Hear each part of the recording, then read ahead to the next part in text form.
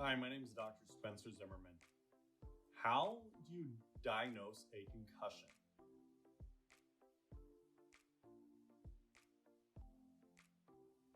This is a question I get frequently asked, having treated over 1,000 individuals who've suffered concussions and traumatic brain injuries.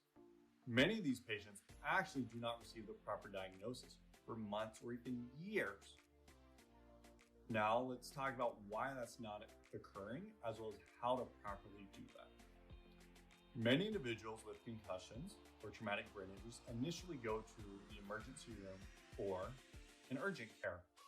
Now, the technology that's needed to properly diagnose a concussion is not available there in general, okay? And that's not the job of the emergency room and the urgent care. Their job is, if there's a fracture, to take care of it, stitches, take care of it, or if there's a bleed or something in their brain that you'd be worried about, a traumatic brain injury, to make sure that is spotted and the patient can be admitted to the hospital for appropriate treatment. Unfortunately, diagnosing a concussion takes time. While some people do it quickly, yes, you can throw a label on it, but you do not understand it fully and the way it's impacted the individual unless it's done right. So, how do you evaluate a concussion? There are 3 things that should be done with a concussion evaluation. 1, you should look at balance. Balance is one of the most important things to assess for anyone who's suspected of having a concussion. And most people think their balance is actually really good. But when it's tested, it's not anywhere near what they think. And this is because our brain compensates to keep us stable. And the same compensation eventually is going to go away. And this is why concussions lead to so many long-term issues and can be prolonged, because people are not receiving the right evaluation. If you don't receive the right evaluation, you will not get the right treatment.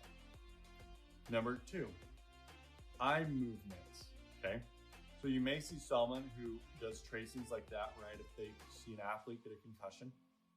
While that's an okay method of doing it, it's not the best by any stretch of the imagination. It's very subjective.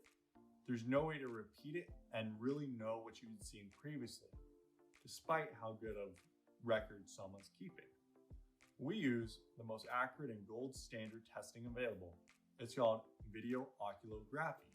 Now, this is goggles that you put on and you perform a variety of eye movements in which not only tracings are done, but they're recordings of the eye. So you really have a good measure to go back and look at.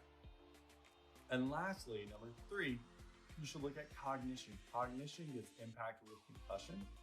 Now, you've played sports, you may have had to have taken a cognitive test before the season. And same thing after you have a concussion.